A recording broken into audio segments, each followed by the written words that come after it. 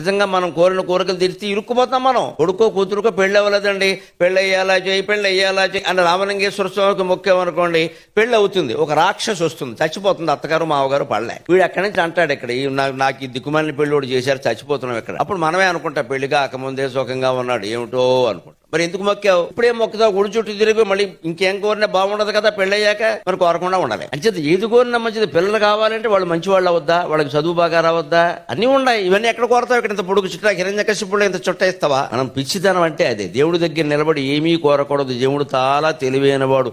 మనకెంత తెలివి ఉంటే మన పుట్టించిన వాడికి ఎంత తెలివి ఉండదు. కోరితే ఆ ఒక్క కోరిక తీరుస్తాడు, దాని పక్కనంతా చెద పట్టిస్తాడు. ఏమీ కోరకుండా ఉంటే పూర్తి బాధ్యత నా మీద వదిలేశాడు, మొత్తం జీవితానికి బాధ్యత వహిస్తాడు.